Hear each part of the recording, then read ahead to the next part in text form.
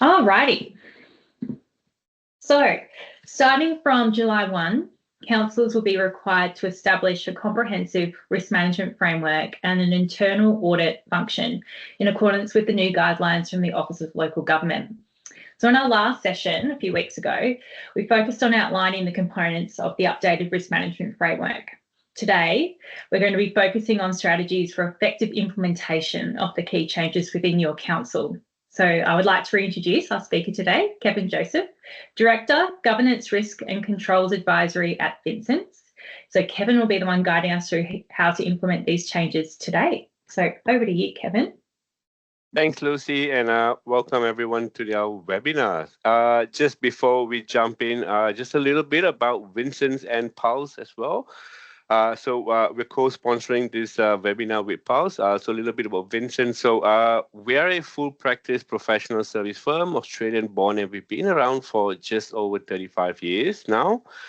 And we operate from our 7 offices nationwide, where we host our more than 250 employees who are led by our 50 directors. So we have offices Brisbane, Sydney, Melbourne, Canberra, Adelaide, the Gold Coast, and Sunshine Coast. So being a full practice service firm, we have everything. So obviously I lead the governance, risk and controls advisory. We have business, workforce and assurance advisory within the firm. We are one of the market leaders in forensic services as well. So just a little bit about Pulse. Lucy, you want to do the honors? Yeah, absolutely. So we're an Australian company founded in 2011. We are web responsive, hosted in AWS and Microsoft Azure. We work with just over 160 organisations now, and we're really proud to be able to boast a 99% customer satisfaction and customer retention rate. Now, we believe that's because every one of our modules, as you can see here, we've developed in partnership with our main customer base being local government. So that module set is broken into 4 main areas. So strategy, which is corporate planning and reporting, action management, business planning. We also have project management, our governance solution set, so audit plan management, delegations, and obviously risk is an element we touch on today.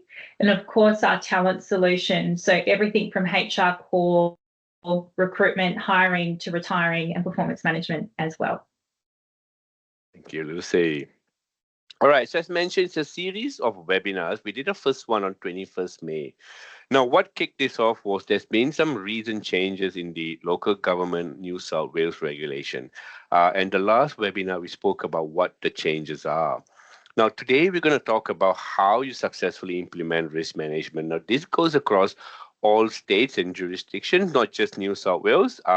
So anyone interested in how to effectively implement risk management within your organization or public sector, this webinar would relate to you. And the third in our series would be the why, and specifically we're going to take a deep dive into ESG and local government. Now, we haven't have a date yet for that, so stay tuned. And Lucy and I will send through a date for that. So what are we going to cover today? We're going to talk a little bit about why risk management. I want to give you scenarios about what happens without risk management. Then we're going to talk about how you can effectively implement risk management within your organization. We'll have some time for questions, but because the material is a bit, there's quite a lot of material to go through, should we run out of time for questions, I'm happy to take any questions offline. Lucy and I will provide you with our contact details and links to how you can get a copy of this presentation as well at the end. So let's jump straight in. So what is risk management? All right. Now, because of the push to implement risk management from a legislative standpoint, the importance and benefits of risk management often gets diluted. Effectively, risk management is a decision-making tool, and if implemented properly, it brings the risk of a particular decision to the attention of the decision maker. Now, I'm assuming most of the people in attendance today are from local government or from the public sector. And being in the public sector, your organization obviously would have a strategic objective or a strategic plan. Now, your strategic plan is basically designed to take you through the next 3 or 5 years, or even 10 years and beyond. And from that plan, what you normally do is you develop roadmaps on how you want to achieve this, and how you want to structure your business as usual activities. And these are what you call your operational plans. Now, risk management really is to help you make those plans. Obviously, you're going to do those plans, but to help you understand the risk that you'd face in implementing those plans. Imagine implementing an operational plan that's designed to help you achieve your strategic objective, but fully aware of all the risks that your organization may face, right? And that's essentially what risk management is. It helps you make those decisions while understanding the risk behind it. Because we can't operate in an environment without risk, neither can we operate in an organization without taking risk. So it's part and parcel of our business as usual. Now, just to demonstrate what happens should we neglect risk, most of us on this call were probably around at the 2008 GFC global financial crisis. Now, this started off obviously in the States and trickled down to the entire world. The US SEC has openly acknowledged at that point, after doing a deep dive into the causes of the GFC, and said that, look, it really was a lack of risk management competencies. What it said was the three main banks that caused this GFC really did not have strong risk management processes to guide them in making those investments in their bank. And collectively, these three banks lost a total of a US $100 billion by the time the GFC was done. Now, to put that in perspective, $100 billion is, the GDP of Bulgaria. So that's a lot of money to lose just because you did not have risk management. That's obviously in the extreme end of the examples, but having risk management really helps your organization make those decisions more wisely. Now, it also helps with making strategic decision making. Now, imagine a world where all your business cases that came to you actually had a risk assessment in there.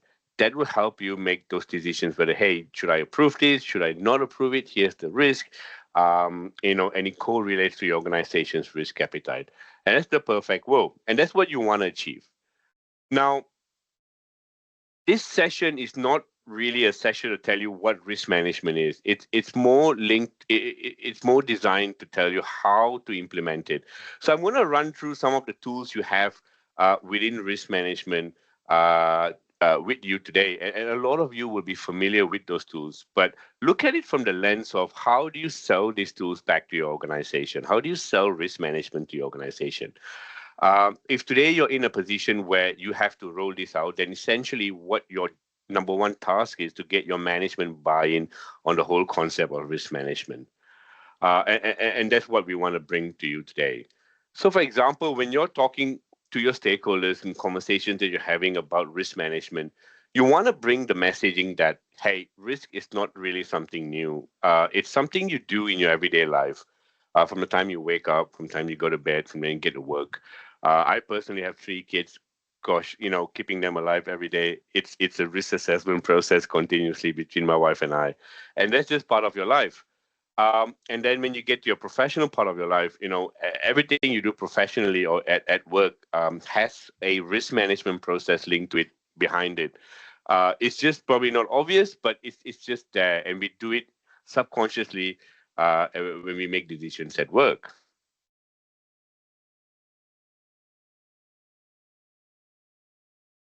But in order to get that going, you really need to get your entire organization on the same page when it comes to risk. And that from our observation can sometimes be a uphill task, right? Now, there's a few things we're going to show you today on how you can do it. One of it is to standardize your risk management framework and tools, and we're going to unpack that a little bit more in this webinar. However, every now and then, what I recommend organizations do, especially in local government, just to keep track if you're on the program with your risk management maturity, is to do a risk management maturity assessment. Now, essentially what this does is it tells you, well, the first one you do would tell you, hey, here's where we aspire to get, and here's where we are right now. What's your current state and what's your target state? And you come up with strategies and plans that you want to implement along the way to achieve that desired or target state.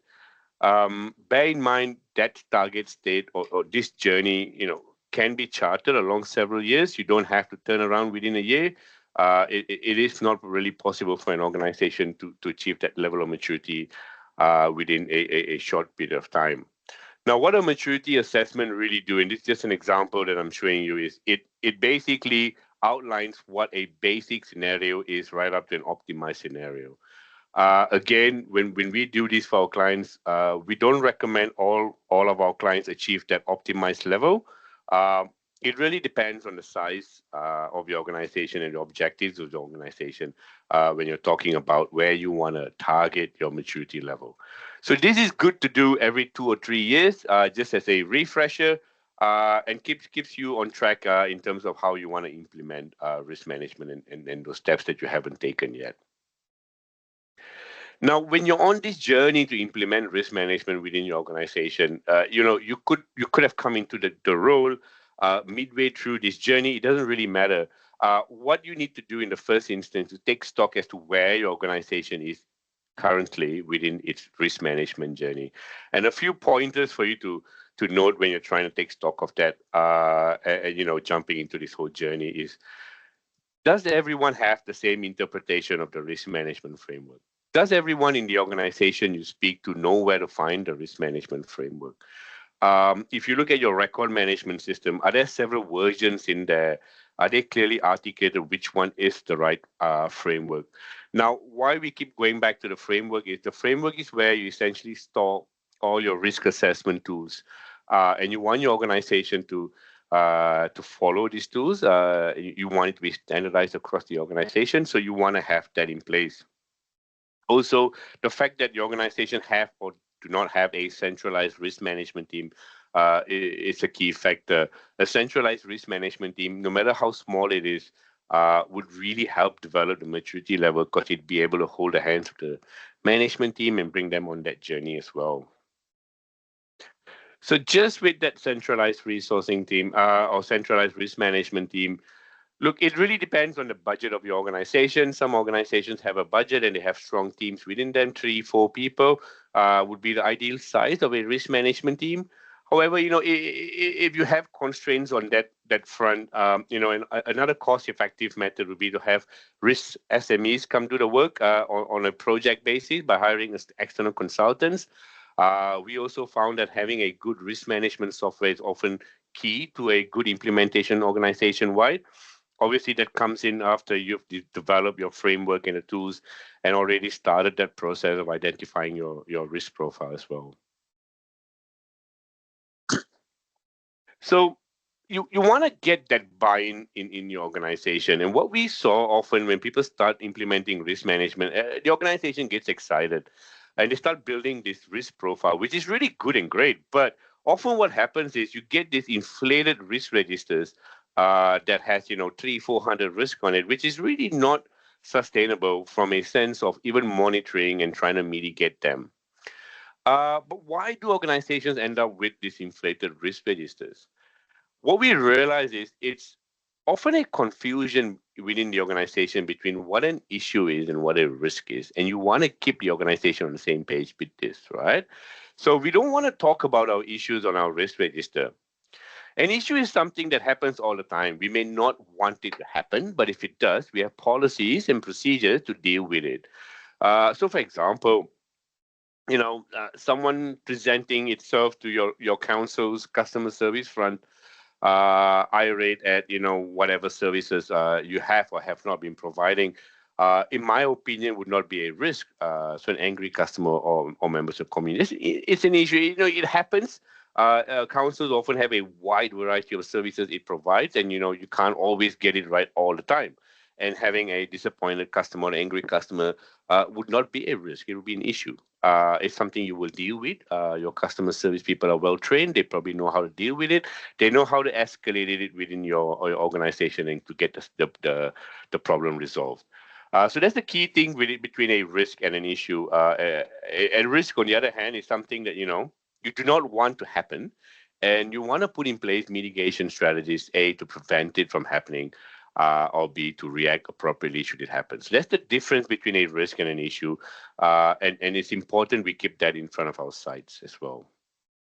Now, another key factor for a successful implementation of risk is to properly define the types of risk within your risk profile. So ideally, you'd have your strategic risk, operational risk, and project risk. Now, there's key differences between this, and this is, again, another area organizations don't really get right. Your strategic risks are ideally risks that impacts your organization's strategic objectives, right? But they're largely beyond your control. Changes in legislation, climate change that's impacting your infrastructure or your asset. These are things that are largely beyond your control. And there's very limited things you can do to mitigate this risk. On the other hand, anything you can influence operationally, if you could probably throw more money at it, hire someone, write a policy or procedure, they become very operational and what we call operational risk. Project risk are very similar to operational risk, however, they don't extend beyond the life cycle of the project. What we've noticed in local government is often we have organizations getting confused between operational risk and strategic risk. You'd come across operational risk that impacts several different divisions, and the way we normally categorize those are as corporate risk. However, they would remain as operational risk and remain within the operations of the organization.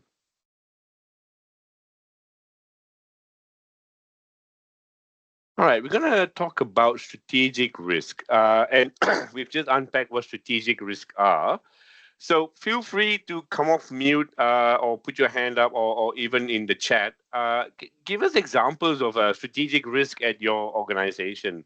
We want to hear a few just to get out there so everyone can hear what the risks are.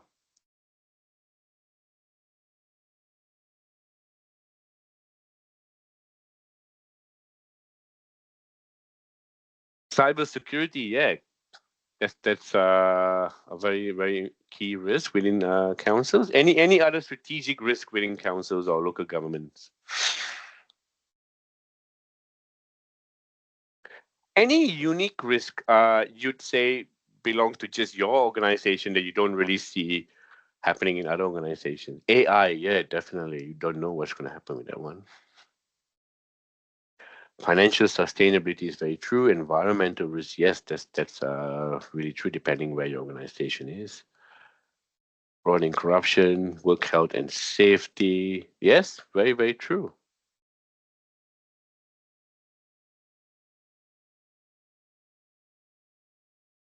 Right. Here are some of typical local government strategic risks that we've seen coming up. So resourcing is definitely a concern that we notice within local government, especially around councils that are situated more remotely. We realize that that's a bit of a risk in there. Councils not having access to data it needs. Now, this may seem curious, but trust me, when we wrote this risk, we sat down and unpacked why. And it was a case of this council not really having access to the data it requires to make decisions.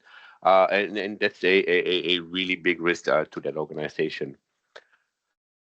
Workforce planning, this is important, key to it. Reputation obviously crops up in a lot of local governments. Fraud and corruption, again, something that can be beyond your control depending on the circumstances. There's obviously a lot of controls you can put in place. Compliance requirement, I think we saw that even in the chat. Workplace health and safety, this is... Look, when it comes to workplace health and safety, there are aspects of it that can be strategic, but I normally put them predominantly in the operation part of your risk register, simply because there's just a lot you can do to influence it. And the remaining that you can't influence, you kind of take care of it in your risk appetite statements in terms of where you look at workplace health safety being. Performance, projects, especially ones, impacting when we talk about the pandemic and how that impacted a lot of delays, climate change, and obviously cybersecurity.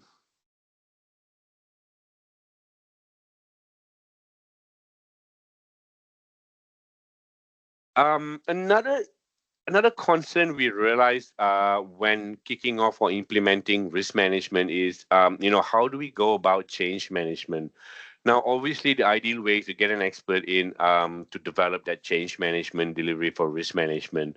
Or alternatively, if your organization has a mature change management strategy or framework, relying on that would be really good.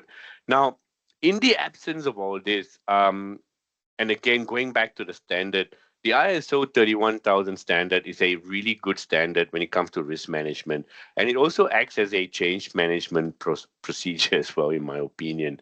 Now, what we've noticed is almost all states and territories within Australia uses or aligns itself with the Australian standards ISO 31000 2018 risk management guideline. Now, this guideline tells you what you need to do, not how.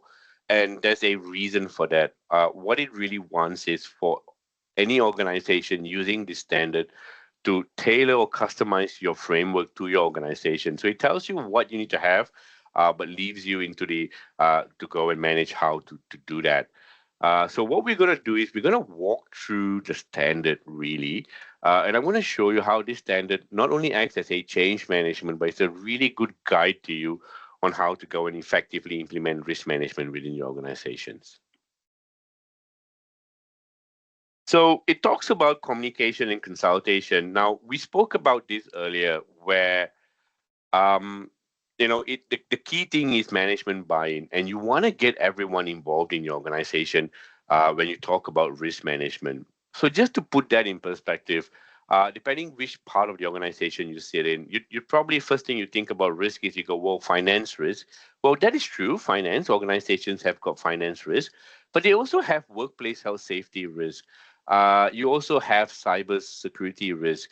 You have project risk. You have a lot of people in your councils running projects, and those risks are very different from operational risk oftentimes.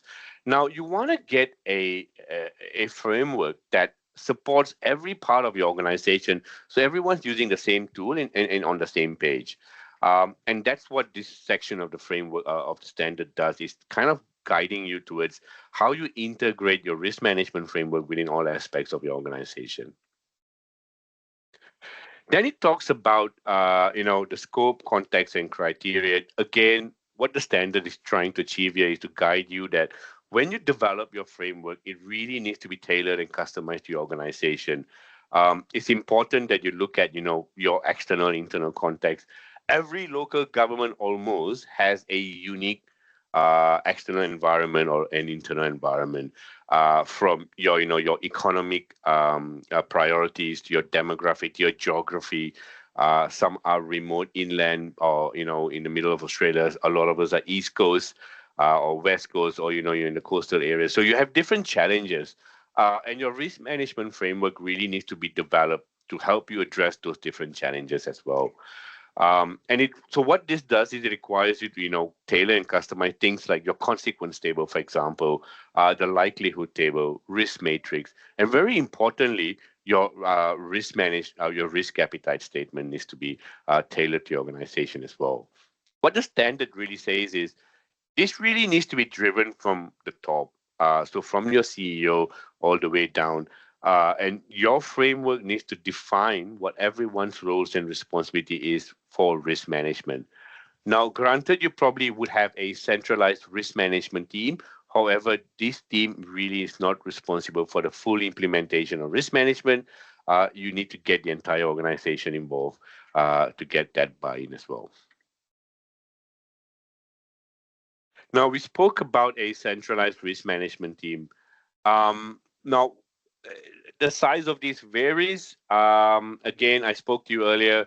A workaround is if budgets are constrained, then obviously working with external consultants or using an effective risk management software could be a way for you to work around not having a large risk management team as well. Oops.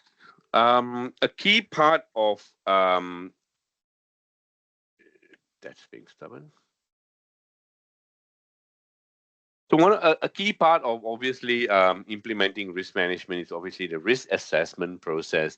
And the standard clearly outlines how you can do this. There's a level of customization you should do. I'm just going to walk you through what that is. Firstly, remember we spoke about how it is important for your organization to be able to clearly distinguish between an issue and a risk. One of the ways you can actually do that is to have a standardized way to write your risk statements. So every risk statement on your risk register needs to be written in a standardized format, having three components: so the event, cause, and consequence. So just an example on the screen. There's a risk that something may happen due to these due to these causes resulting in these consequences. So there's a risk that petty cash could be stolen due to a lack of security resulting in financial losses. So what you've really done here is you've outlined what the event is and the cause and consequence.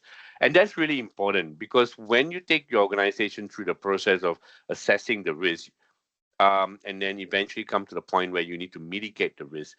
One of the key ways of mitigating the risk would be targeting the causes and consequence.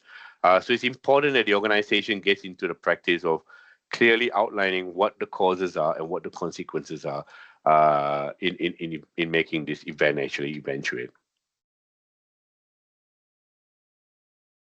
So here are some examples of risk categories. Oftentimes, you get at the implementation stage, uh, it's easy to fall into the trap of going and googling a risk management framework from another organization and retrofitting it to yours. While you can, but you need to be mindful of the different types of risk categories and the way risk management frameworks are designed. They're very driven by the categories in here. Your categories essentially would directly correlate to your organization's operations. For example, in here you can see this is a typical local government risk management framework categories. You'd have operations obviously front and center. ICT is obviously very important. Reputation as a consequence is often important. A thing to note about reputation is when you're having conversations with your organization, often have languages such as, reputation is not a risk itself, it's a consequence of a risk. A lot of organizations would have, there is a reputation risk to something happening. That's not really true. Reputation is actually a consequence to a risk. People and culture, finance, compliance, project, politics, leadership, and governance is an important category for local government, in my opinion. You are navigating a lot of politics in your day-to-day life or in your day-to-day business. Um, things like changes in legislation, changes in government impact, whether it's state or Commonwealth government, all these could impact funding to your organization and success of certain projects within. So it's important to keep your eyes on that as well. Then obviously we talk about the risk analysis process. And again, it's important that your framework have some sort of guidance developed in the framework on how to do this. So some of the tools I normally put in there would be like, developing the likelihood table, such as the one you're seeing on your screen here. This is an example of how you can sell your risk management framework to your organization. Give them as much options as possible. You can see this likelihood table here. I've given a qualitative frequency and quantitative description when assessing a likelihood of a risk actually happening. What that does is actually allows various functions within your organization to use the same tool. So workplace health safety, finance, HR, maintenance, right across the board will be able to use your tool. And that's really what you want to try and achieve when customizing your framework. Similarly, for the consequence table as well, this is just a very high level example of what a consequence table should look like. But things that I would bring to your attention would be elements like finance, for example. There's no one size fits all. Every organization is different. When you're developing your finance consequence, always think about it from three different angles. Firstly, organization point of view. So your organization, 1% of the budget is it's big probably. Then look at it from a divisional point of view. Their budgets are smaller. and they look at the consequence very different. And thirdly, from a project management point of view, a lot of projects, bigger projects, have got at least 25% variance tucked in. So, categorizing a 20% impact on your budget for a project as catastrophic would not be logical, and therefore your consequence table needs to be customized for various aspects of your organization as well. This is obviously the risk matrix, and it's a pretty popular piece of graphic. Now, everyone looks at it and go, well, I'll just take that and use that because it all makes sense, right? So you have the consequence on top and a likelihood here. Now, the actual fact is tailoring or customizing the contents of this matrix depending on your organization is really important.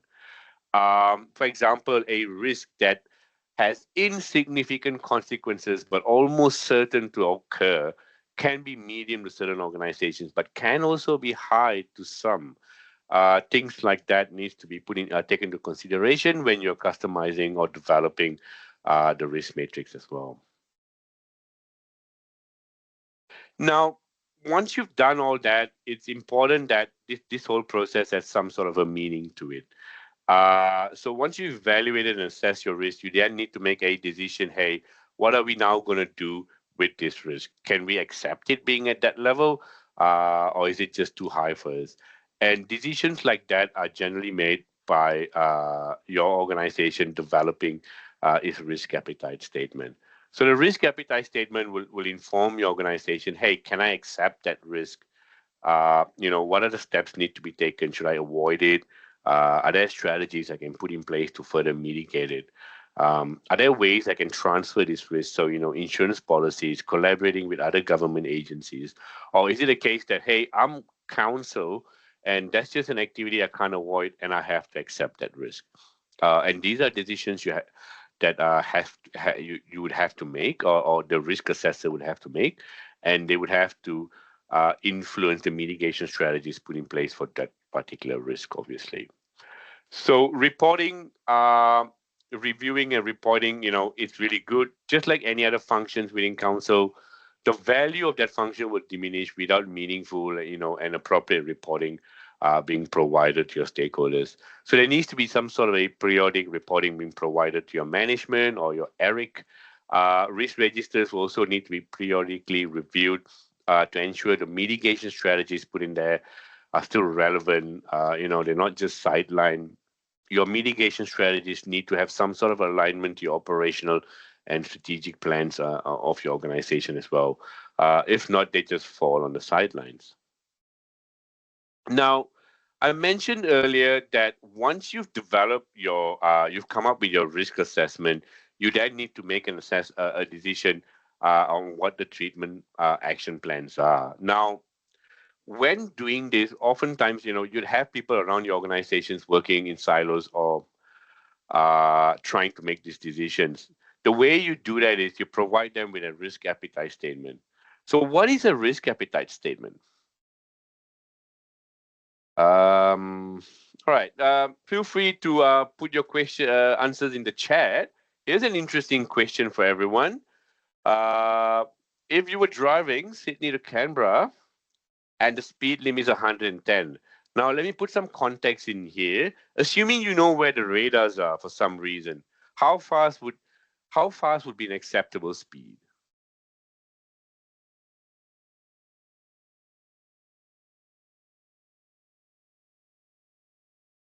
Anyone in the chat? 110? Wow.